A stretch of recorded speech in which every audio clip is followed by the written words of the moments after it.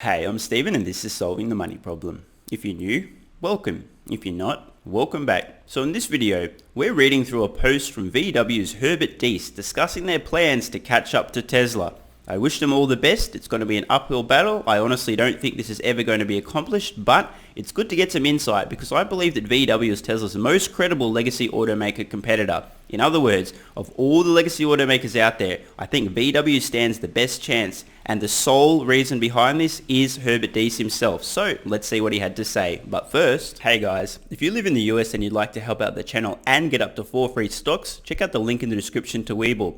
If you open a new account, you'll get 2 free stocks between $2.50 and $250 each just for opening an account. And if you deposit $100, you'll get a further 2 free stocks valued between $8 and $1,600 each. That is an obnoxiously good return on your investment. I mean, really, deposit $100 and you'll end up with, at minimum, $21 worth of stocks, a 21% ROI on your money. And if you're in Australia, the UK, or New Zealand, you can get a free stock with stake also using the link in the description. Let's get back to it. Volkswagen needs to change from a collection of valuable brands to a digital company that reliably operates millions of mobility devices worldwide.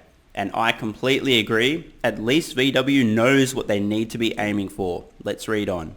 How we transform Volkswagen. Volkswagen is unique, a vast, highly complex group and a major challenge for any manager. That is an understatement. Just a few facts and figures to illustrate the scale. Over 11 million vehicles sold annually, passenger cars, commercial vehicles, motorcycles, 12 brands, 670,000 employees. Over 50% family owned. Just jumping in here, that's generally speaking never a good thing. With a large company that's been around for multiple decades, you tend to have family that may or may not actually be competent because, you know, they didn't start the business, they just happen to inherit some ownership or some control rather than being there because of their competence. Now, this isn't to disparage the family ties in the Volkswagen business, but I just want to point it out. If you happen to be the grandson or the grandchild or whatever of somebody who founded a company, why does that translate to you being automatically competent to take the reins or have major influence or a huge say in the company? It doesn't. And this can be an enormous problem. Let's continue. 20% held by the federal state of Lower Saxony. Influential trade unions. Again, major problems, major challenges, and I really do feel for Herbert here. I mean, the guy's really facing an uphill battle, as we'll see as we continue to read on. Trade unions and shareholders with a wide range of interests. Under the influence of Ferdinand Pike, I hope I said that surname right, probably didn't, managers were taught and trained to compete internally. Volkswagen's size, history, the current value of its brands, and the unique expertise in classic automobile manufacturing are no protection in times of dramatic upheaval and may even be a burden. Got to take another break here. Herbert has nailed it here. They are so encumbered by so much unnecessary bullshit that is going to stifle innovation, slow them down, and really make this a difficult challenge. It's great that Herbert both is aware of and acknowledges this. I tell you what, certainly the dude is not going to be making friends within VW for stating these obvious facts. The world's largest automaker is currently undergoing the most comprehensive transformation in economic history. I see it as my responsibility at VW to successfully steer this tanker into the future, the biggest challenge of my career. And that is the biggest understatement of his career. The goal: leading the group into a sustainable and successful future. Currently, the group's fleet of cars emits roughly 1% of the global CO2 emissions. For that reason alone, we have a special responsibility when it comes to combating climate change. Shout out to the Dieselgate scandal. My goal for the future is clear: leading the group into a sustainable and successful future. The global transformation of the industry will take roughly 10 years, with or without Volkswagen. I've got to jump in here again. I just love Deiss's honesty. I mean, where else do you see this? Instead of blowing smoke up people's asses, pretending everything's fine, the guy's stating the facts. VW must successfully transition to EVs or they are fucked. They are out of business. And this transition is happening with or without them. There's very little hubris here. And there's complete acknowledgement of the real facts. If VW fucks this up, they will not exist. To mitigate climate change, we must electrify our powertrains. Advances in artificial intelligence, especially in situational perception, will soon replace drivers with a learning global neural network. That will make individual mobility sustainable, incredibly safe, and convenient. I have to jump in here again. How many other automakers are really recognizing this future? Some of them are just starting to go, oh yeah, autonomous vehicles, electric vehicles, yeah, we're moving into that space.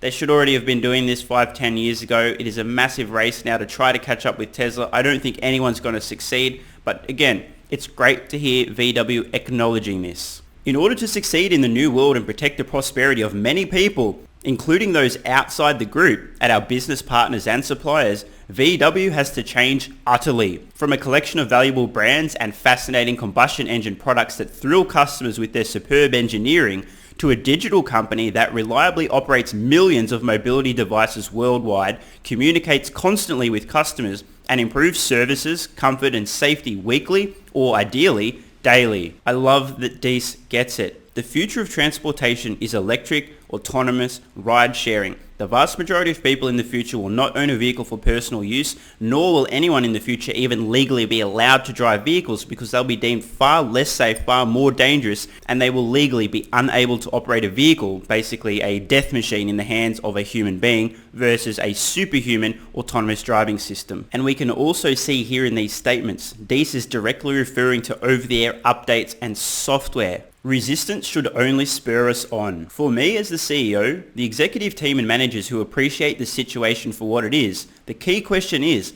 how can we get this vast group with all of its stakeholders to rethink its views, radically change its priorities, and strive to develop new capabilities in spite of its current success? We're no startup. Our structures and processes have developed organically over decades.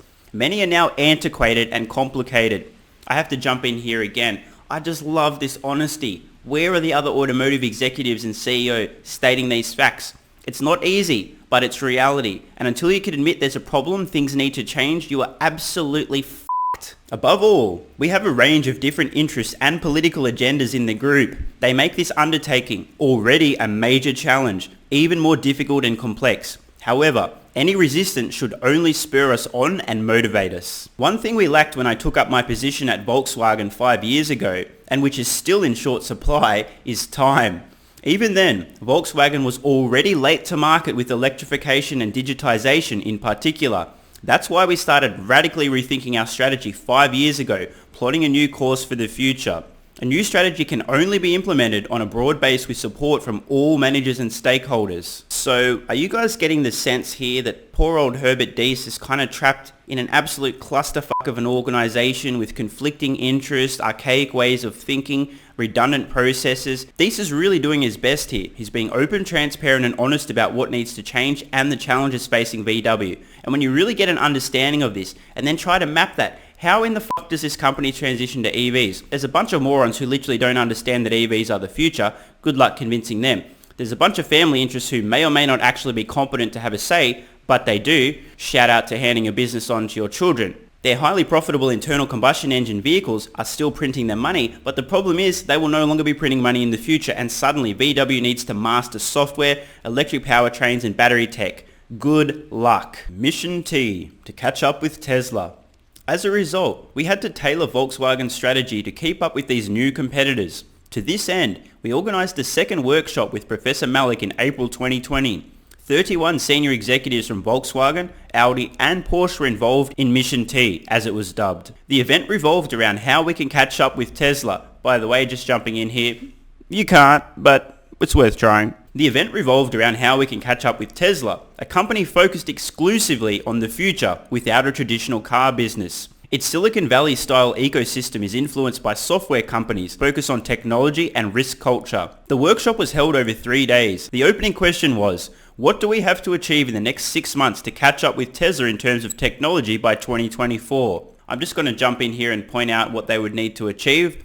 First, develop a time machine. Second, use that time machine. Third, go back about 10, maybe 15 years and begin developing your EV strategy then. Full tilt, all in. The answers we found were to grow software capabilities at an even faster rate and to pool software and hardware resources at Audi under the leadership of Markus Duismann and the Artemis project, a unit outside the existing corporate structures. Why did we need new organizational units? When introducing MEB, the model series, and the software organization, we realized that our corporate structures prevent us matching the development speed and capabilities of a well-funded and unbureaucratic startup like Tesla with its far greater risk propensity. Once again, I just need to give credit where it's due. They get it. At least Deiss gets it. Now, this is a strategy that other automakers are going to need to adopt as well. Ultimately, I think the goal, most of these automakers are likely to try to spin out their EV company at some point and use that to put their ICE car business out of business. The new organizational unit started in October and made a capable and decisive impression at its first Volkswagen management conference. That was the target we had set in the opening question for the April Syntegration session with Malik. I am certain that we will be just as successful in reaching the goals from this year's Malik workshop as the last. The method's impact and significance for a successful outcome cannot be underestimated. It creates a shared perception on the status quo, a shared plan, shared agreements and commitments, all essential for successful implementation, especially in an entity as complex as the Volkswagen Group. Artemis and the software organization are the foundations on which we can build the technology, especially digital technology, we need for the group as a whole. This will turn our cars into digital devices that will offer mobility customers unprecedented new options, safety, comfort, and sustainability. I find it fascinating that automakers are now having workshops discussing how to catch up with Tesla. I mean, this is good, but they also should have been having these discussions many years prior. It's only now that they're really starting to wake up and go, oh, we are way behind. And we thought we were competing with another car maker. We're not. They're a software and technology company. We need to somehow transform into that. So yeah, what do we do? Any ideas, guys? Hello? I adapted my leadership for Wolfsburg. Volkswagen's corporate culture is another crucial aspect for us in the transformation process. When I started in Wolfsburg, I was determined to change the Volkswagen system. What I mean by that is to break down antiquated structures and make the company more agile and modern. I feel like I've praised Deiss like 4 trillion times in this video already, but you really have to give the man credit for having the kahunas and the brains to not only know what needs to be done, but to tell everybody what needs to be done. Most people in corporations don't want to rock the boat. They're pussies. They just care about their next bonus or keeping their job. Herbert Deiss has really shaken things up. There's a lot of hate internally. There's a lot of dissent. A lot of people within VW aren't on board with the guy. They want to keep the status quo, and he's like, listen, idiots, we're going to be out of business if we don't change things dramatically. We need to do this. Deiss is leading these really difficult and important conversations. I have to give credit. More people within corporations and business need the courage, the balls, and the brains to do and say what is necessary, not what is easy. With the support of many equally motivated people around me, I succeeded in doing so in several areas, but not in others. Foremost amongst them at our corporate headquarters in Wolfsburg. I have brought about a lot of change and achieved positive outcomes throughout my career with my personality, at times confrontational, by highlighting and addressing the problems and action needed directly. Some of these changes have been vital to the companies in question, as was the case at Volkswagen. Of course, I have also reassessed my leadership style during my 5 years at Volkswagen and have now adapted it for Wolfsburg. Experienced executives familiar with the Wolfsburg system have more responsibility now. The most valuable company will be a mobility company. The future of the automobile is exciting and fascinating. In around 10 years, we will have self-driving cars. That is an immense new segment and will create a host of new opportunities. For example, it will give children and persons with illness a completely new dimension of mobility. For many companies, the journey to this destination will be challenging. Also known as nigh impossible, given how far behind they are. But hey, I'm not here to hate, just pointing out the obvious facts of the matter. It certainly will be for us at Volkswagen. However, I am convinced that leading the way forward in this transformation is a worthwhile undertaking and that we can succeed. We should see the transformation as an opportunity. In 10 years, the most valuable company in the world will be a mobility company again, also known as Tesla. I hope you guys have found this video insightful. I understand it may be a little drier than some of my other content, but I believe it is incredibly important. This is a window into the one legacy automaker that actually knows what the fuck is up and what they need to do, and it shows a huge amount of courage from a man, Herbert Deiss, telling people and explaining what needs to be done, having the difficult conversations, and not being too concerned about the consequences to his personal career. I really admire this courage and leadership, and I really wish more legacy automakers were having the same conversation.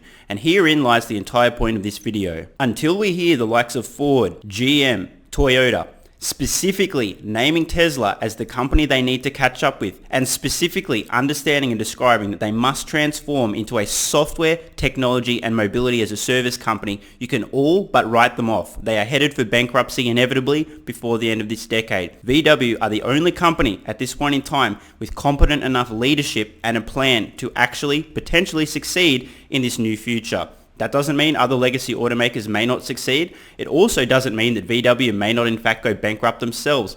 But until other companies are talking about Tesla, trying to chase them down and have a reasonable strategy to do so, I'm going to continue to repeat my mantra. The vast majority of legacy automakers will be out of business before this decade. They will either go bankrupt, have merged, or be acquired. Mark my words. I'm Stephen Mark Ryan. This is Solving the Money Problem, and I love you all.